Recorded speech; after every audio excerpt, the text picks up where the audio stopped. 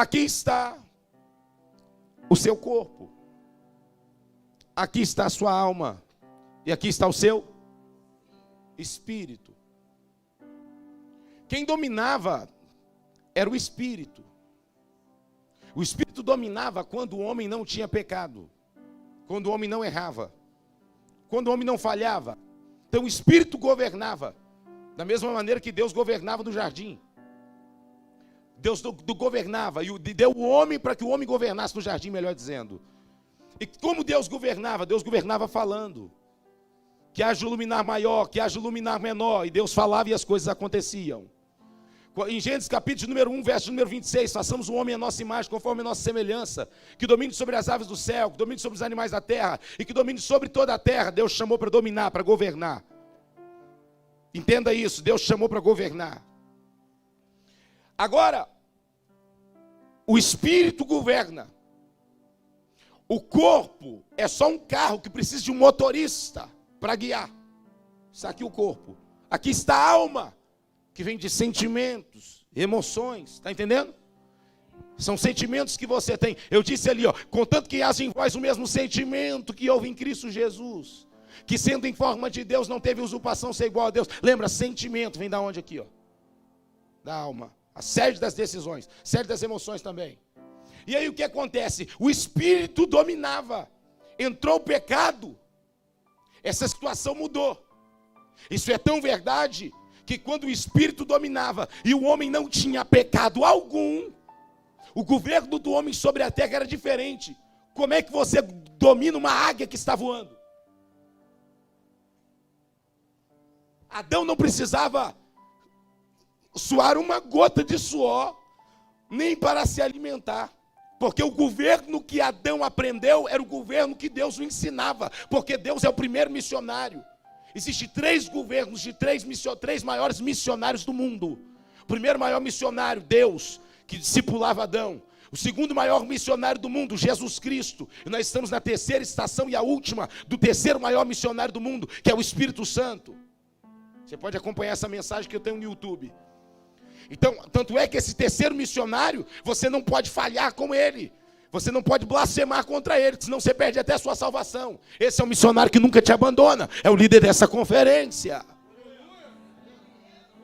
E agora, quando esse homem ele vai perder o governo, porque Adão só falava, assim como Deus o ensinou. Adão falava e as coisas aconteciam. Adão só falava, e quando Adão falava, as coisas aconteciam. Porque Adão era dominado o quê? Pelo Espírito. Ele era dominado pelo Espírito. É por isso que quando Adão peca, ele vai perder algo. Adão só falava. Se Adão liberasse uma... Pensa comigo para você não achar que eu estou falando heresia. Adão não tinha pecado. Imagine o nível de autoridade de quem não tem pecado. Pecado elimina a autoridade. Quanto mais você pecar, menos autoridade espiritual você vai ter. Quanto mais você se santificar, se separar do pecado, mais autoridade você vai ter. Adão não tinha pecado.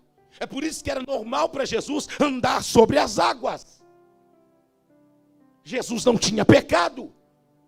Adão podia fazer coisas extraordinárias. Ele simplesmente falava, as coisas poderiam acontecer. Por que não? É por isso que quando Adão peca, Adão vai perder algo. O que Adão perde? A Bíblia diz, e todos pecaram e destituídos. Destituir, tirar, destituir, arrancar, destituir, tirado. Destituídos foram da glória de quem?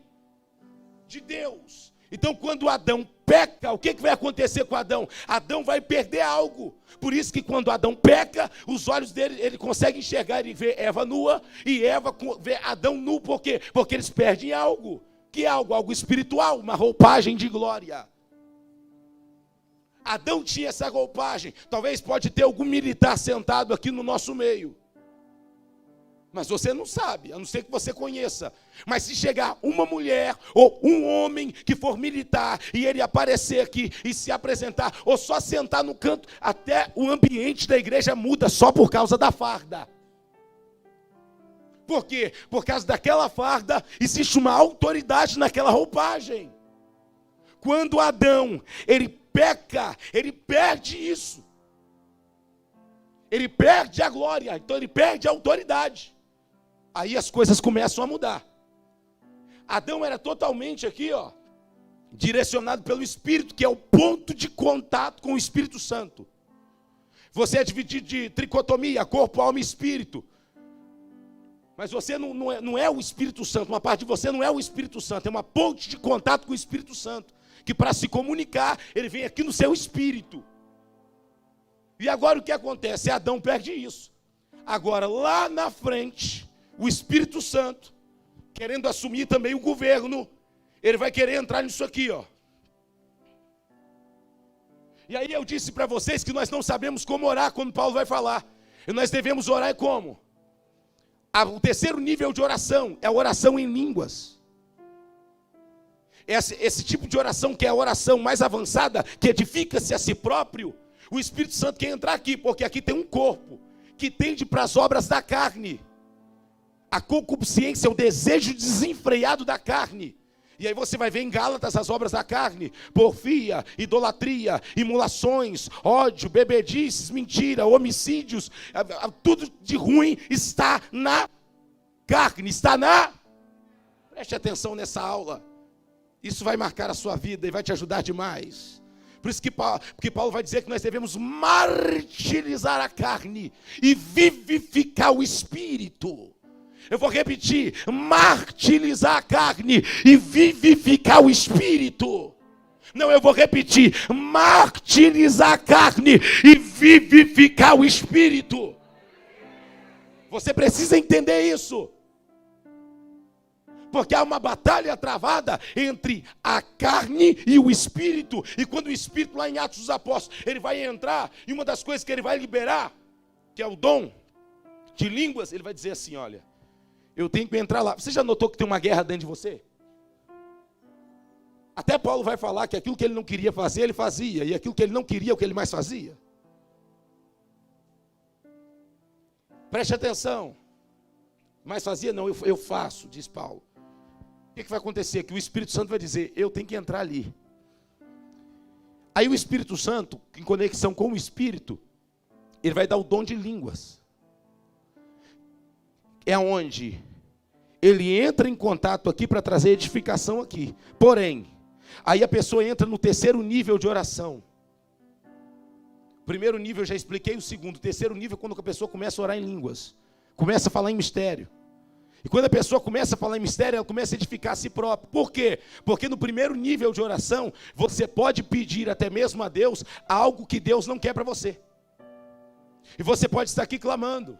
Se é uma moça pedindo pelo relacionamento, um jovem, Deus me dá aquele jovem para mim ficar comigo, eu quero casar com ele. Ou Deus abre uma porta, aquela porta é a porta que eu quero. Senhor, eu preciso dessa porta. Oração de primeiro nível. Está ali clamando, suplicando ao Senhor. Só que pode ser algo que Deus não quer para você. Deus não deseja para você. Quando você entra na oração de terceiro nível, você começa a falar em línguas. Aqui. Você pode começar a falar em línguas, e quando você começa a falar em línguas, a Bíblia diz que quem fala em línguas edifica-se a si mesmo, a si próprio. Você pode estar falando: Senhor, arranca da minha vida esse relacionamento, eu não aceito isso. Agora, entenda essa explicação. Por que quando você ora em línguas, a sua alma não sabe o que você está orando? O seu corpo, ele não sabe o que você está orando, porque senão nem você faria essa oração. Você não faria. Se o pastor chegar para você e falar assim: eu quero que você entre em tal ministério, você está: Senhor, em nome de Jesus, eu não tenho preparação nenhuma para isso. Senhor, arranca isso. Mas o pastor, ele consegue enxergar, porque Deus dá uma visão diferenciada para ele, aquilo que você não consegue enxergar. Quando você está fazendo oração de primeiro nível, oração de segundo nível, você entra em terceiro nível, oração espírita em línguas. Você pode começar a pedir a Deus aquilo que você não quer, porque é uma oração direta, conectada com o Espírito. O Espírito Santo entra aqui. Para quê? Para assumir o governo. O governo entre essa batalha que existe dentro de nós. Você está conseguindo entender?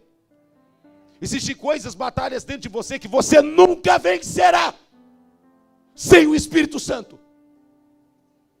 Pessoas que você não quer perdoar, obras que você não quer fazer, lugares que você não quer pisar, coisas que você tem até retração para fazer, mas só através do Espírito Santo você conseguirá. Mas o Espírito Santo tem que entrar aqui, porque todos eles são um. Isso aqui é você, dividido em três. O Espírito Santo quer entrar aqui, para fazer governo. Agora eu te pergunto uma coisa, obrigado, vamos aplaudir Jesus pela vida deles.